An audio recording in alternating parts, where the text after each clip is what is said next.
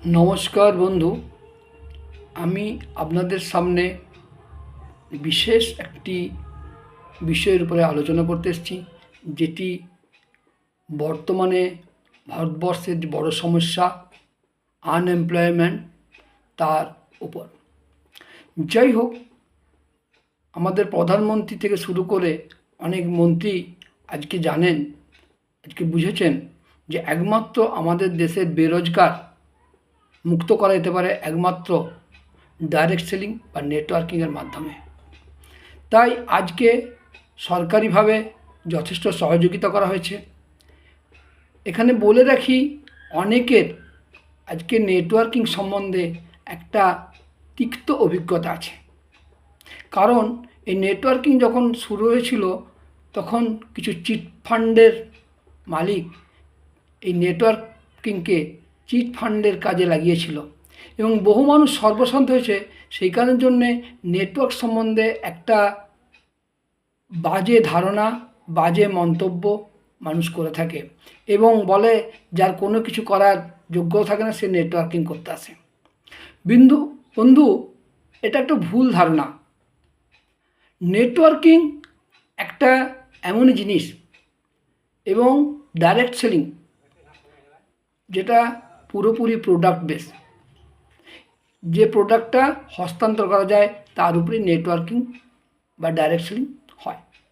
তো এই direct selling মানুষ কেন করে? ডাইরেক্ট সেলিং করার পিছনে একটা কারণ হচ্ছে যে ভারতবর্ষে শুধু নয়, গোটা বিশ্বে যদি দেখা যায়, পার্সেন্টেজ অফ এমপ্লয়মেন্ট এবং পার্সেন্টেজ অফ ডাইরেক্ট সেলিং এর অন্তরটা অনেক। আজকে ভারতবর্ষে যদিও খুব কম সংখ্যক মানুষ এই প্রফেশনে এসেছে, কিন্তু যারা এসেছে এবং কোম্পানিটা যদি তাদের ঠিক চয়েস করতে পেরেছে, তাহলে আজকে তারা একটা বিশাল জায়গায় চলে যেতে পেরেছে।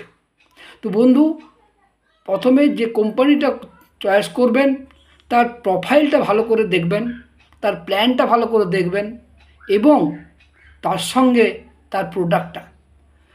ভালো প্রোফাইল হলেও হবে না যদি প্ল্যান বা প্রোডাক্ট ঠিক না থাকে, বা প্ল্যানটা ভালো হলেও হবে না যদি প্রোডাক্ট ঠিক না থাকে।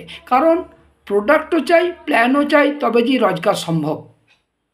তো বন্ধু, এগুলো ভালোভাবে জানতে হবে এবং যে কাজটা করবেন সেই কাজটার ব্যাপারে শিক্ষা নিতে হবে। আমরা অনেকেই মনে করি এখানে যোগ দিলেই হয়তো লাখ লাখ কোটি কোটি টাকা রোজগার করা যায়, কিন্তু বন্ধু না, এখানে টাকা রোজগার করতে হলে প্রথমে কিছু সিস্টেমকে মেনে চলতে হবে। যেমন গাছ লাগালেই গাছে ফল ধরে না, তাকে টাইম মতো লাগাতে হয়, সার খোল ইত্যাদি দিতে হয়, রক্ষণাবেক্ষণ করতে হয় এবং সময়ে সময়ে জল দিতে হয়। ঠিক তেমনি আমাদের এই নেটওয়ার্ক মার্কেটিংয়ে যারা সফল হয় তারা কিছু সিস্টেম মেনে চলে। যেমন কথা হচ্ছে, প্রথম আমাদের এখানে সবথেকে বড় কাঁচামাল মানুষ, অর্থাৎ মানুষের লিস্ট বানাতে হবে। দ্বিতীয় নম্বর কথা, সেই লিস্ট অনুযায়ী তাদেরকে নিমন্ত্রণ জানাতে হবে এবং নিমন্ত্রণ জানাবার পর তাদেরকে প্ল্যানটা শো করতে হবে, কেন এই কাজটা করবে, এই কাজ করলে তার কি উদ্দেশ্য সফল হবে এবং তাকে ঠিক সময়ে ক্লোজিং করে নিতে হবে। তো লিস্ট বানানোর ক্ষেত্রে অনেক নিয়ম আছে। আমরা ফ্রেন্ডস ফর্মুলা অ্যাপ্লাই করি, অর্থাৎ ফ্রেন্ডস, রিলেটিভ, ইনস্টিটিউশন, এমপ্লয়ি, নেবার, ডক্টরস অ্যান্ড স্ট্রেঞ্জার। আমাদের বড় ক্ষেত্র হচ্ছে স্ট্রেঞ্জারের জায়গাটাকে গুরুত্ব দিতে হয় বেশি এবং অনেক মানুষকে পাওয়া যায়। তো এই সমস্ত করার জন্যে আপনাকে অবশ্যই শিখতে হবে।